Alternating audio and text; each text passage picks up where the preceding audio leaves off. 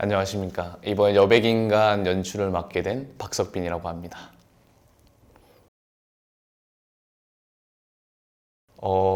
사실 별거 없는 거에서 출발했는데 이번 작품에 안무가로 참여하는 박준석 안무가랑 되게 이야기를 많이 나눕니다. 동시대 예술에 대해서 이야기도 많이 하고 어떤 작품을 같이 보고 그거에 대해서도 이야기를 나누고 그러다가 이야기를 나누는데 우리도 한번 우리만의 언어를 가진 작품을 한번 창작해 볼까? 라는 그 딱 말 한마디로 여기까지 오게 됐습니다.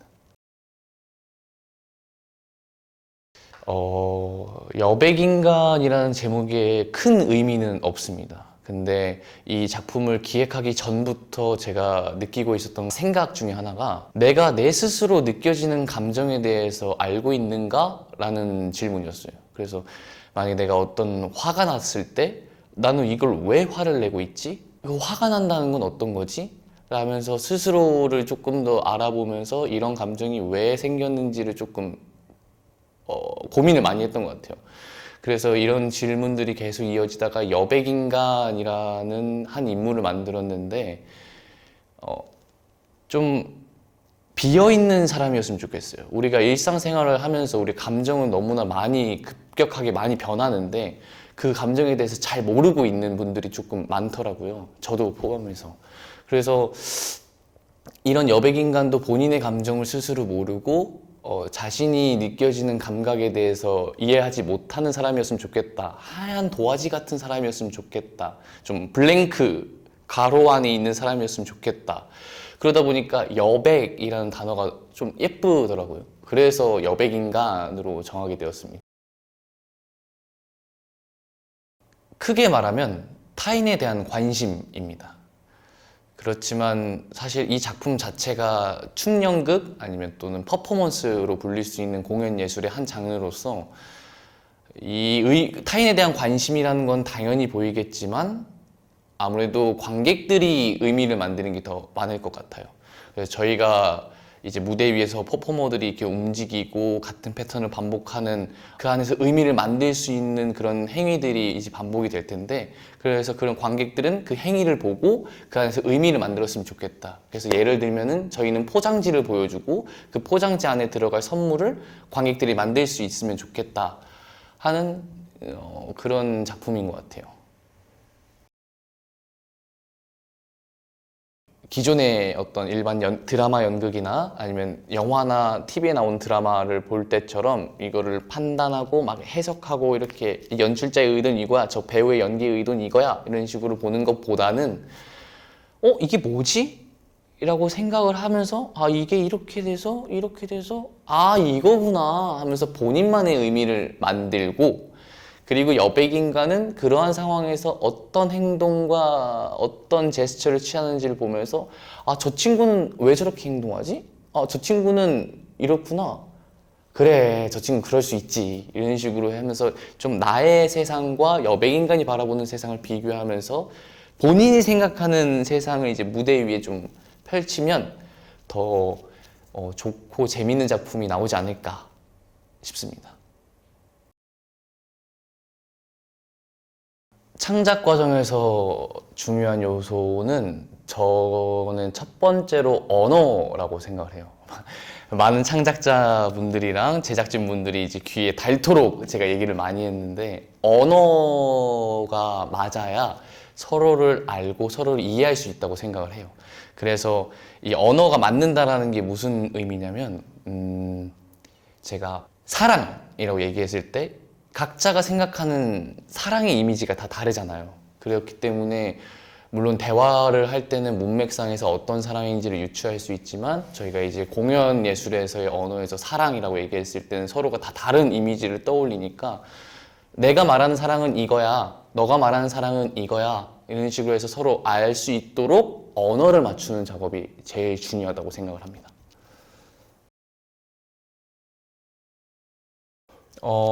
사실 연습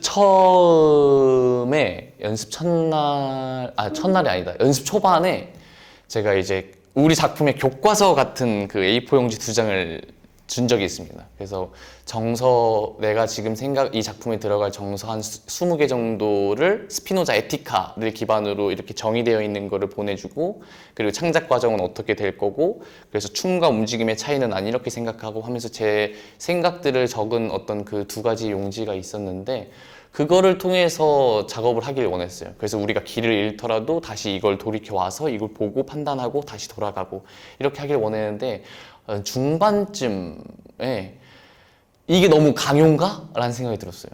너무 이 사람이 개인적으로 생각하는 것도 우리가 언어를 맞춰줄 수 있지 않을까? 라는 생각 때문에 이거를 강요하지는 않았고, 근데 이거를 다시 돌아온 사람들도 있었고, 하여튼 언어를 맞추려는 작업의 시도는 이렇게 조금 어떠한 저만의 언어의 틀을 제공을 했었다.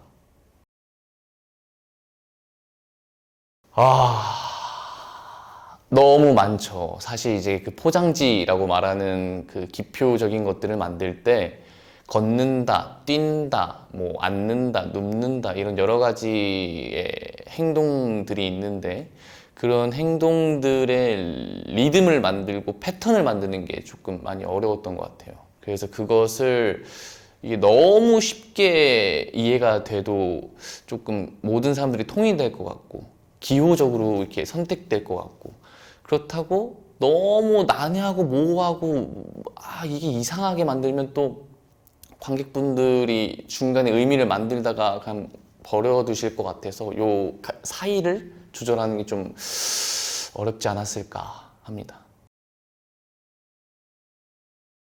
연출자로서 많이 고민한 부분을 얘기를 하자면, 일단 저는 작업을 할 때 머릿속으로 모든 구성을 다 끝내놓습니다. 그리고 이제 배우들과 만나서 거기서 더 좋은 보석들을 발견하는 작업을 많이 하는데, 이번 작업은 어떻게 보면 공동창작이라고 불릴 수 있을 만큼 모두가 조금 무에서 시작한 경향이 있거든요. 그래서 이 안에서 제가 책임감을 갖고 객관적인 눈으로 계속 바라보고 하는 작업들이 좀 내가 지금 잘하고 있는 게 맞나라고 의심이 스스로에겐 들었거든요. 그런 부분들이 조금 고민이 많이 됐었고, 그리고 리듬을 만드는 것, 드라마는 대본 자체에 리듬이 있기 때문에 그 리듬을 무대 위에서 어떻게 해야 될까를 고민하면 되는데, 이 작품 같은 경우에는 처음 창작 단계부터 계속 어떻게 하면 이 매체와 이 매체 서로 다른 언어를 어떻게 조율하고, 그래서 이 신체 행위의 리듬은 어떻게 만들고, 패턴의 리듬은 어떻게 만들고, 그래서 큰 리듬은 또 어떻게 만들고, 그래서 이 시간 예술이라는 장르의 특성상 이 리듬이 너무 중요한데 그거를 조절하는 게 좀 어려웠던 것 같아요. 네, 그렇습니다.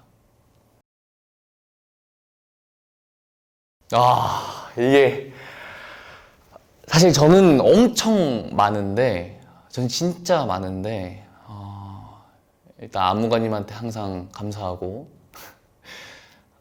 두 개를 조금 뽑자면, 하나는 제가 생각해도 좀 너무 힘들고 말도 안 되는 걸 부탁할 때가 있었어요. 근데 그 퍼포머가 그거를 고민도 없이 네?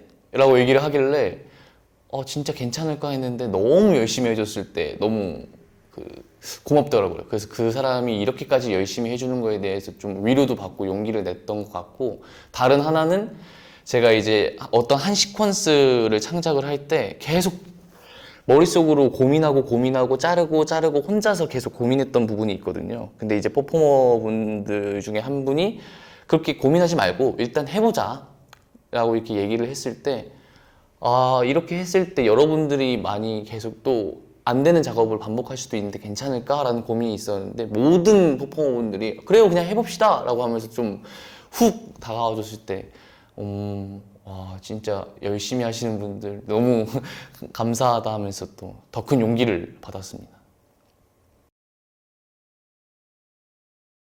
관객과 소통하는 것이 그 어떤 즉흥성, 현존성에서 막 나타나는 게 아니라 이런 식으로도 관객과 대화를 하면서 만들 수 있겠다, 이런 언어도 있다 라는 생각이 들면서 제가 조금 더 제가 갖고 있는 창작의 범주를 확장시킨 시간이 되지 않았나, 그리고 좋은 동료들을 만날 수 있는 시간이 되지 않았나 싶습니다.